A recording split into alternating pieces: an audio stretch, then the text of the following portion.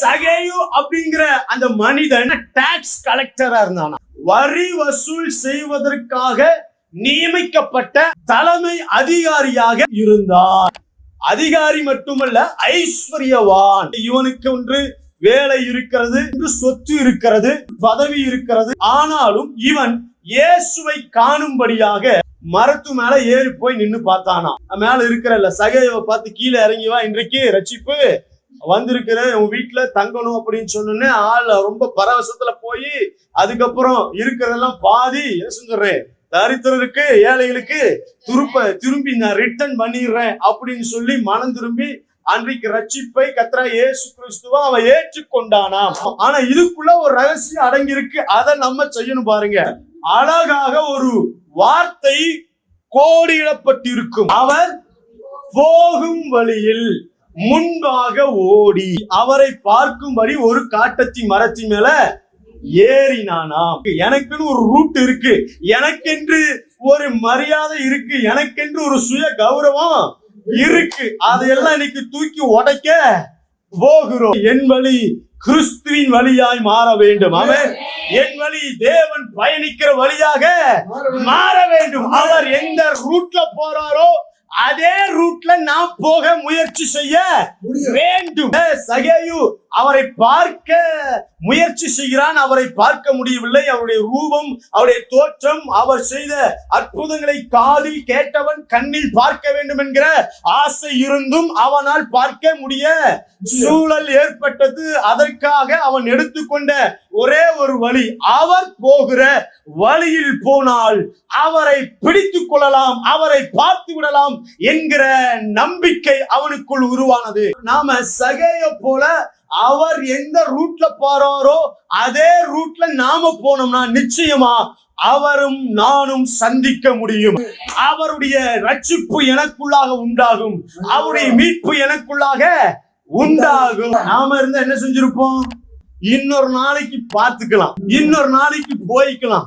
இன்னைக்கு ஜெபிக்காட்டி என்ன, நாளைக்கு ஒரு நாள் என்ன செஞ்சுக்கலாம், இன்னொரு நாளைக்கு கொடுத்துக்கலாம், இன்னொரு நாளைக்கு அவன் பேசிக்கலாம், இன்னொரு நாளைக்கு உபவாசம் இருந்துக்கலாம் அப்படின்னு சொல்லித்தான் நாம இருந்திருப்போம். ஆனால் இவன் அப்படி அல்ல. அவர் போகிற வழியை அறிந்து வைத்திருந்தார். சில நேரங்கள்ல நாம அப்படித்தான். அவர் போகிற வழியில நாம போகுவதற்கு முயற்சி செய்வதே இல்லை. அவர் நடக்க வேண்டிய, அவர் போகிற அந்த தூரத்தை, அந்த திசையை வழிவா உன் பாத்திரம் நிரம்பி வழியும். அவருடைய பாதையில் இன்றைக்கு நீங்களும் நானும் பயணிக்கிறவர்களாக மாற வேண்டும். உங்களுடைய திட்டம், உங்களுடைய நினைவு, உங்களுடைய ஏக்கம், உங்களுடைய ஆசை, உங்களுடைய அந்த எதிர்பார்ப்பு எல்லாவற்றையும் நீங்கள் உங்களுடைய ரப்பரை வச்சு என்ன செஞ்சிடணுமா, அழிச்சிடணும். அவர் போகிற வழியில் நாமும் போனால்தான் நாம் இருவரும் சந்திக்க முடியும். அவர் நம்மை பார்த்து கூப்பிடுவார், நம்மோடு கூட தங்குவதற்கு அவர் ஆசைப்படுவார். நாமும் அவரை அழைத்து கொண்டு போக முடியும். அப்பொழுதுதான் நமக்கு உண்டான காரியத்தை தேவன் உணரச் செய்வார். நம்முடைய பலவீனங்கள் என்ன, நாம் எதினாலே சிக்குண்டு இருக்கிறோம், எதை நாம் விட வேண்டும், எதை பற்றி கொள்ள வேண்டும் என்கிற அறிவும் ஞானமும் தேவனோடு பேசும் போதுதான், தேவன் நம்மோடு கூட உறவாடும் போதுதான், தேவன் நம்மோடு கூட தங்கும் போதுதான் நம்முடைய இருதயத்தின் குறைவை, தேவனுக்கு உண்டான அர்ப்பணிப்பின் குறைவை, அன்பின் குறைவை தேவனாலே நாம் உணர்ந்து கொள்ள முடியும். உங்களுக்காக ஒரு ரூட் போட்டீங்கன்னா அதெல்லாமே உங்களுக்கு கேட்டா மாறிடும். ஆனா அவர் ரூட்ல போனீங்கன்னா அவர் எங்களுக்காக எல்லா கேட்டையும் ஓபன் பண்ணுவார். தேவன் நமக்காக பாதையெல்லாம் நெய்யாய் பொழிய பண்ணுவார். பாதையெல்லாம் நெய்யாய் பொழிய பண்ணுவார். அவர் பாதையில இருள் இருந்தால் அவர் நமக்கு தீபமாக வருவார். அவருடைய வழிதான் என் வழியாக மாற வேண்டும். மாறாக உங்களுக்கென்று ஒரு வழியை நீங்களே உங்களுடைய முயற்சியினாலே நீங்கள் ஏற்படுத்திக் கொள்ளாதீங்க. மாறாக கர்த்தரே உங்களுக்கு வழியை ஆயத்தம் பண்ணி வைத்திருக்கிறவர். பள்ளங்களை நிரப்புகிற தேவன், கரடு முரடானவர்களை சரிசமப்படுத்துகிறவர், பள்ளங்களை நிரப்புகிற தேவன் தான் உங்கள் வழியிலே அவர் வர வேண்டும் என்று விருப்பப்படுகிறார். என் பிரச்சனையை நானே தீர்த்துக்கிறேன், என் பிரச்சனைய மச்சான் தீர்க்கணும், என் பிரச்சனைய எங்க ஆத்துக்கார் தீர்க்கணும், என் பிரச்சனைய நண்பர்களே தீர்க்க வேண்டும். இல்லங்க நான் பெரிய புத்திசாலிங்க அப்படிங்கிற மாதிரி எல்லாம் எதுவுமே நினைக்கவே கூடாது. இன்றைக்கு தேவனுடைய வழியில் நீங்கள் பயணிக்க வேண்டும் என்று அவர் விருப்பப்படுகிறார். அப்பொழுதுதான் அவருடைய ரட்சிப்பு, அவருடைய விடுதலை, அவருடைய மீட்பு எல்லாமே வரும் பாருங்க. அவர் வழியில போகும்போது எவ்வளவு வழி வந்தாலும் கர்த்தர் நமக்கு காயம் கட்டுகிறவராய் இருக்கிறார். அவர் வழியில போகும்போது காயம் வந்துச்சுன்னா அவர் காயங்களை ஆற்றுவார். கர்த்தாவே என் கால்கள் சறுக்குகிறது என்று நான் சொல்லும் போது, உங்க வழியில நான் போயிட்டு இருக்கேன், உங்க வழியில நடக்கும் போது கர்த்தாவே எனக்கு ரொம்ப பதட்டமா இருக்கு, கால் சறுக்குறது என்று நான் சொல்லுகிற போது தாங்குவேன். அங்கேதான் நாம் தேற்றப்படுவோம். கர்த்தருடைய வழியில் தான், கர்த்தருடைய வார்த்தையில் தான் நாம் தேற்றப்படுவோம். இன்னைக்கு ஆண்டவருடைய வழியில நடக்க எத்தனை பேர் ஒப்பு கொடுக்க போறீங்க? இல்லங்க நாளைக்கு பாத்துக்கலாம், நாளைக்கு நடந்துக்கலாம், இன்னும் வயசு இருக்குல்ல. அவன் அதுக்கப்புறம் போய் சோமோ என்ன செய்யலாம், பண்ணிக்கிட்டே இருக்கலாம். சின்ன வயசுல இருந்தே ஆண்டவருக்காக வாழ்ந்துறோம். இத்தனை வருஷம் வேஸ்ட் பண்ணிட்டீங்க, இனியாவது ஆண்டவருக்காக என்ன செய்யணும்? அவர் வழியில நடக்கிறதுக்கு உங்கள் கால்கள் தீவிரப்படணும்.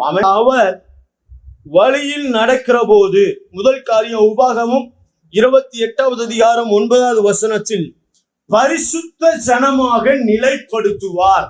பரிசுத்த சந்ததியாக அங்கேதான் நாம் வாழ முடியும். அவர் வழியில போகும்போதுதான், அவருடைய சத்தத்தை கேட்டு அவருடைய கற்பனைகளின்படி அவருடைய நியமங்களின் படி வாழும் போதுதான் நாம் பரிசுத்த ஜாதி என்று அழைக்கப்படுவோம். இந்த ஜனத்தை எனக்கென்று ஏற்படுத்தினேன், இவர்கள் என் துதியை சொல்லி வருவார்கள்.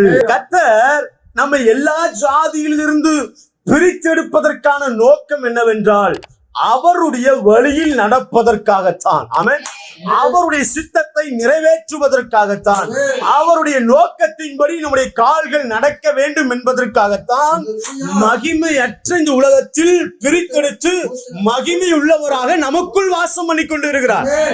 சத்துரு நினைக்கிறான் இந்த உலகமே தன் வசமாயிற்று என்று, தன் கைக்குள் அடங்கி இருக்கிறது என்று. இந்த உலகமே தேவ மகிமை அற்றவர்களாக மாறி எல்லாரும் பாவம் செய்து தேவ கோபத்துக்கு உள்ளானவர்கள் என்று அவன் நினைத்துக் கொண்டிருக்கிற நேரத்தில் தேவனுடைய மரணத்தின் மூலமாக கிறிஸ்துவின் இரத்தத்தினாலே தேவன் நம்மளை பிரித்தெடுத்து உங்களையும் என்னையும் அவரை போல பரிசுத்தராக, நாம் பரிசுத்தராய் இருக்கிறது போல நீங்களும் பரிசுத்தராய் இருங்கள்.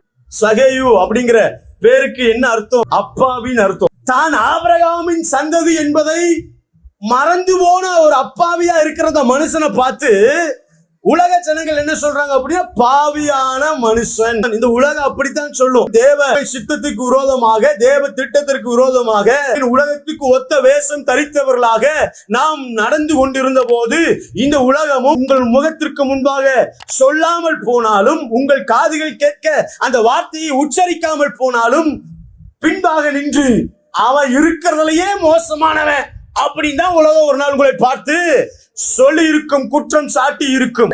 ஆனா இன்றைக்கு அந்த பாவியான மனுஷனை பரிசுத்தவானாக கர்த்தர் மாற்றினார். அவர் வழியில நடந்த போது சகேயுக்கு பாவிங்கிற அந்த பட்டம் மாறி போனது.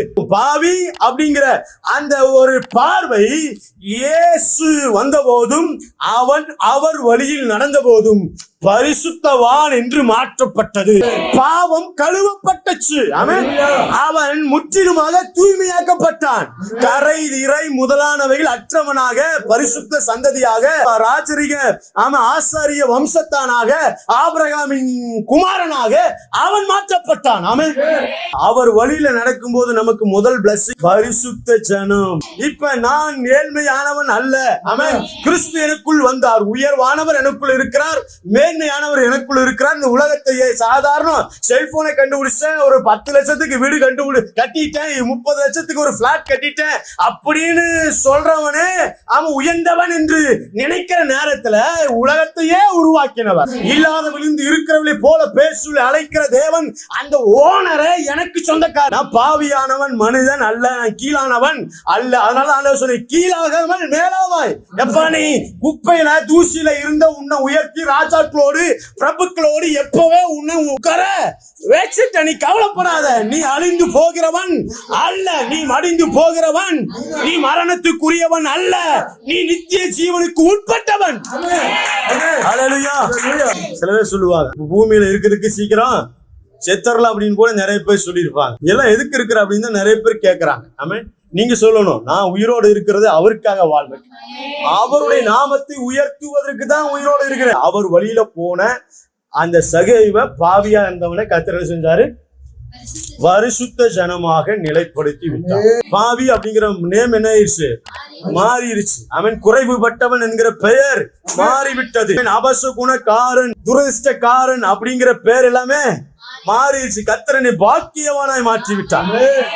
கர்த்தரை தெய்வமாய் கொண்டு இருக்கிற ஜனம் பாக்கியம் உள்ளது. அவரை நான் தெய்வமாக, அவரை வணங்குகிறவனாக, அவரை தொழுது கொள்கிறவனாக, அவரை நான் என்றைக்கும் உயிரோடு இருந்து நாமத்தை மகிமைப்படுத்துகிறவனாக இருக்கிறபடினாலே இந்த உலகத்துல இருக்கிற எல்லாரை காட்டிலும் நான் தான் பாக்கியவான். பக்கத்துல கார் வச்சிருப்பான், அவன் பாக்கியவான் அல்ல. பக்கத்துல வீடு கட்டி இருப்பான், அவன் பாக்கியவான் அல்ல. பரலோகத்தின் சித்தம், பரலோகத்தின் அந்த வெளிப்பாடு உங்களுக்குள்ள வந்துருச்சு பாருங்க.